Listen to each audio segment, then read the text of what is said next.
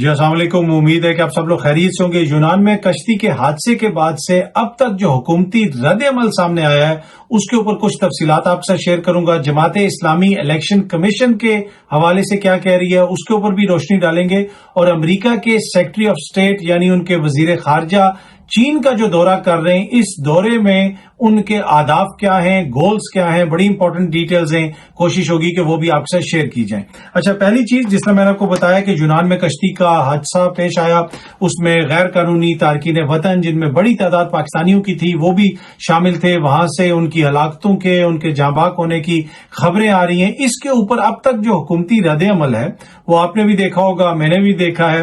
کیا آپ کو حکومت اس طرح متحرک نظر آئی جس طرح عام معاملات میں وہ نظر آتے ہیں کہ جناب پریس کانفرنسز کر رہے ہیں, یہ بتایا جا رہا ہے کہ جناب اتنے چھاپے مارے جا رہے ہیں, اتنے لوگوں کو پکڑا جا رہا ہے, انسانی اسمگلنگ میں جو لوگ ملوث ہیں ان کے خلاف یہ کارروائی ہو رہی ہے. دیکھیں, اب وزیر اعظم صاحب کی طرف سے بھی یہ اعلان کیا گیا ہے کہ کل یوم سوگ منایا جائے گا, جو بڑی اچھی بات ہے, منایا بھی جانا چاہیے.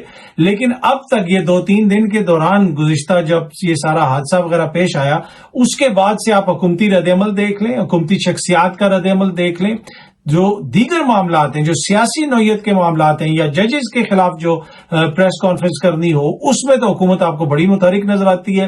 پارلیمنٹ کے اندر کھڑے ہو کے تقریریں بھی آپ سنتے ہیں. گزشتہ روز بلاول صاحب نے بھی ایک جلسے میں تقریر کی, دیگر جو معزز قائدین ہیں وہ بھی مختلف جگہوں کے اوپر باتیں کرتے رہے گزشتہ 2-3 دن کے دوران. آپ بتا دیں کہ کتنی جگہوں کے اوپر آپ کو حکومت کی جانب سے یہ نظر آیا کوئی شخص کہتا ہوا کہ جناب اس میں انسانی اسمگلنگ ہوئی ہے اور ان اسمگلرز کے خلاف ہم بہت بڑے پیمانے پہ کارروائی کریں گے, ان کی ہم نے پلاننگ بھی پکڑ لی ہے, ان کی ہم نے آڈیوز بھی پکڑ لی ہیں. دیکھیں, یہ جو انسانی اسمگلنگ ہے یہ ایک بہت بڑا مسئلہ ہے, بڑے عرصے سے چل رہا ہے. یہ کیسے ہو سکتا ہے کہ حکومتی اداروں کو اس حوالے سے کچھ نہ کچھ انفارمیشن نہ ہو؟ تو ضرورت اس امر کی ہے کہ جو لوگ بھی اس میں ملوث ہیں ان کے خلاف کارروائی کی جائے.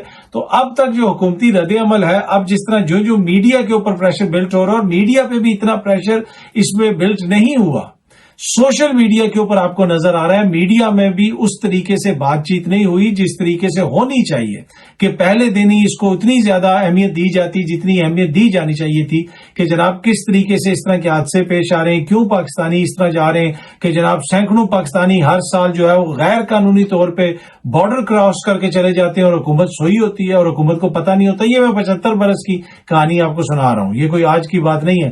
لیکن اس وقت جو حکومت ہے, اس کے جو ادارے ہیں, انہوں نے اب تک کیا کارروائی کی ہے, اور وہ جو ولولہ ہمیں نظر آتا ہے سیاسی مخالفین کے خلاف کہ سلائیڈز دکھاتی ہے, پولیس بھی بتاتی ہے جناب یہ ملوث تھا, وہ ملوث تھا, اتنے انسانی اسمگلر ہیں, اس طرح کی کوئی چیز ابھی تک ہمیں نظر نہیں آئی. اب پریشر بڑھے گا جون سوشل میڈیا کا, پھر بہت ساری چیزیں آئیں گی, جس طرح حکومت بھی کہہ رہی ہے جی ہم سوگ کا اعلان بھی کر رہے ہیں, تو ہم یہ کر رہے ہیں اور وہ کر رہے ہیں. لیکن یہ پہلے کیوں نہیں ہوا, پہلے کیوں نہیں اس کو اتنی زیادہ اہمیت دی گئی, یہ ایک بڑا امپورٹنٹ کوشچن ہے.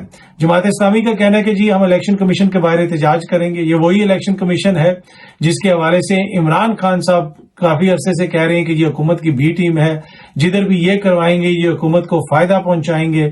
اور سراج الحق صاحب وہ شخصیت ہیں جو عمران خان صاحب کو جا کے کہتے رہے کہ جناب آپ پی ڈی ایم سے بات کریں, پیپلز پارٹی سے بات کریں. عمران خان کا یہ موقف رہا ہے کہ یہ لوگ غیر جمہوری لوگ ہیں, ان کی جمہوریت سے ان کا کوئی تعلق نہیں, آئین اور قانون سے ان کا کوئی تعلق نہیں ہے, یہ صرف اقتدار حاصل کرنا چاہتے ہیں اور وہ جس مرضی طریقے سے حاصل کریں, یہ الیکشن جیتنا چاہتے ہیں, تو لہٰذا ان سے بات کرنے کا کوئی فائدہ نہیں. اب عمران خان کے اس موقف سے آپ اتفاق کر سکتے ہیں, اختلاف کر سکتے ہیں. سراج الحق صاحب اس سے اختلاف کرتے رہے اور اب وہ یہ کہہ رہے ہیں کہ وہ الیکشن کمیشن کے خلاف مظاہرہ کریں گے. پیپلز پارٹی پہ بھی الزامات لگا رہے ہیں, دیگر جو حکومتی جماعتیں ہیں ان سے بھی وہ کوئی خوش نظر نہیں آ رہے.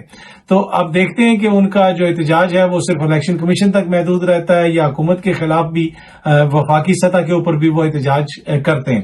اچھا, تیسری خبر جو ہے یہ بڑی امپورٹنٹ خبر ہے. سیکرٹری آف اسٹیٹ جو امریکہ کے ہیں اینتھنی بلنکن صاحب, وہ چین جا رہے ہیں. آج سے ہی ان کے چین کا دورہ شروع ہو رہا ہے. یہ 2008 کے بعد پہلی دفعہ سیکرٹری آف اسٹیٹ یعنی جس کو آپ وزیر خارجہ لیول بھی کہہ سکتے ہیں, اس لیول کا دورہ ہو رہا ہے امریکہ کی جانب سے چین کا. اور اس دورے کے 3 مقصد ہیں, 3 بڑے مقصد ہیں, 3 بڑے اہداف ہیں جو اچیو کرنے ہیں. ان کو سمجھنا بڑا امپورٹنٹ ہے. پہلی چیز, دونوں ممالک کے تعلقات میں تھوڑی بہتری لائی جائے. بہتری کس طرح لائی جائے کہ تعلقات تھوڑے بہتر ہوں. خراب کس طرح ہوئے کہ آپ کو یاد ہوگا کہ حالیہ عرصے میں بہت سارے واقعات ہوتے رہے. ایک وہ چائنا کے بلون کا واقعہ پیش آیا کہ چائنیز بلون امریکہ کی جو حدود کے آگے پیچھے گھوم رہا تھا اور اس کا بنیادی مقصد یہ تھا کہ وہ وہاں پہ جاسوسی کرے, اور جس کی وجہ سے امریکہ نے جو ہے اس کے اوپر بڑا اعتراض بھی کیا اور پھر امریکہ نے اس کو مار بھی کرایا. اس کی وجہ سے دونوں ممالک کے تعلقات بہت زیادہ خراب ہو گئے. اینتھنی بلنکن تھے, ان کا پہلے بھی دورہ اسکیجول تھا لیکن وہ کینسل کر دیا گیا. تو اب اس دورے کا مقصد یہ ہے کہ یہ تعلقات میں بہتری لائی جائے. دوسرا جو بڑا مقصد ہے کہ دونوں ممالک کے درمیان تعلقات اس نہج پہ نہ پہنچ جائیں کہ جنگ ہو جائے, جنگ کو روکنا. یہ باقاعدہ مقصد ہے کہ ایورٹ کرنا جنگ کو, کہ جنگ نہ ہو جائے. حالیہ عرصے میں بہت سارے ایسے واقعات پیش آئے. یوکرین کی جنگ کے بعد بھی امریکہ یہ الزام لگاتا رہا کہ چین نے اپنے ہتھیار وہاں پہ جو ہے بھیج دیے ہیں, ان ہتھیاروں کو وہ استعمال کر سکتے ہیں اگر جنگ ہوتی ہے.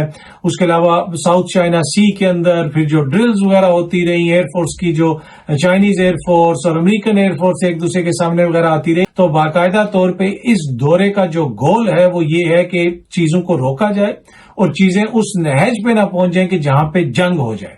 اور تیسرا جو گول ہے وہ بڑا انٹرسٹنگ ہے, اور تیسرا گول یہ ہے کہ دونوں ممالک کی جو تجارت ہے اس میں بہتری لائی جائے, اس میں اضافہ کیا جائے.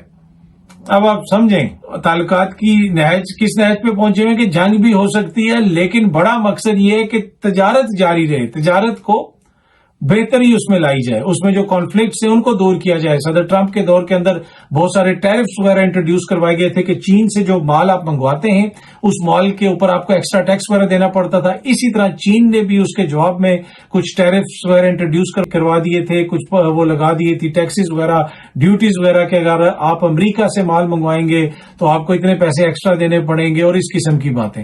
تو اب اس کی وجہ سے دونوں ممالک کی تجارت بھی تھوڑی بہت متاثر ہو رہی ہے, اور یہ جو جنگ کا ماحول ہے یہ ساری چیزیں اس کے باوجود کئی سو ارب ڈالر کی تجارت ہوتی ہے دونوں ممالک کے درمیان.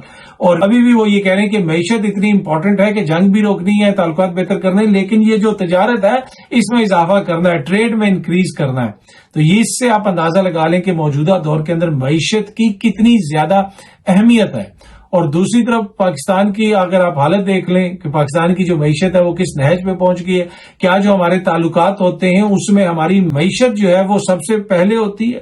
ہم معاشی اس میں دیکھتے ہیں اپنے فائدے یا نہیں دیکھتے, اس پہ بھی ہمیں سوچنے کی ضرورت ہے. ہماری جو خارجہ پالیسی ہے وہ سب سروینٹ نہیں ہونی چاہیے جی اس کے ہم دوست ہیں اس کے ساتھ ہمارے تعلقات بہتر ہیں. نہیں, ہم سب کے دوست ہیں. جہاں پہ پاکستان کا فائدہ ہے, جہاں پہ ہمارے ملک کا فائدہ ہے, اس کے مطابق ہماری خارجہ پالیسی ہونی چاہیے. اور خارجہ پالیسی کا جو محور ہے وہ تجارت ہونی چاہیے, وہ معیشت ہونی چاہیے, وہ ٹریڈ ہونا چاہیے, وہ جس کے ساتھ بھی ہو.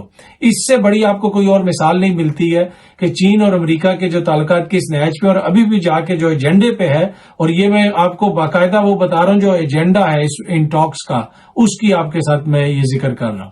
اس میں تجارت جو ہے وہ پہلے 3 ایجنڈاز میں ہے. تو اس سے آپ اندازہ لگا سکتے ہیں.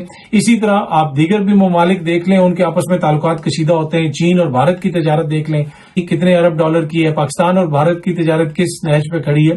تو یہ ساری چیزیں ہمیں سوچنے کی ضرورت ہے. باقی جو اس وقت ملک کی معیشت کی حالت ہے, تجربہ کار جو 1 سال کے اندر ملک کی معیشت کو جس جگہ پہ لے کے آگے ہیں اس کی بھی کوئی نظیر نہیں ملتی کہ ہر چیز میں ہر معاشی اشاریہ ہمارا ہم اچیو نہیں کر سکے. منفی کی طرف ہمیں چیزیں جاتی ہوئی نظر آتی ہیں, اور جو ہماری معاشی ترقی ہے وہ ایک طرح سے رک گئی ہے, کیونکہ عمران خان کے آخری سال کے اندر وہ 6 تقریباً آپ کی معاشی جو ترقی کی شرح تھی, اور ان کے دور میں اشاریہ کوئی 3% ہے. اس سے آپ اندازہ لگا لیں کہ 1971 کے بعد یہ سب سے بڑا ڈکلائن ہے. تو ہم سب کو سوچنے کی ضرورت ہے. امید ہے کہ ہمارے جو حکمراں ہیں وہ اس کے اوپر سوچیں گے, اور حکومت معیشت کو بھی بہتر کرے, اور اس کے ساتھ ساتھ جو اس وقت صاف اور شفاف الیکشنز کی ضرورت ہے ان کا انعقاد کیا جائے, جس میں تمام جماعتیں حصہ لیں, اور پھر عوام الیکٹ کرے کہ کون آئے گا اور کون آ کے یہ معاشی پالیسیاں بنائے گا, ان کا کس کے اوپر اعتبار ہے.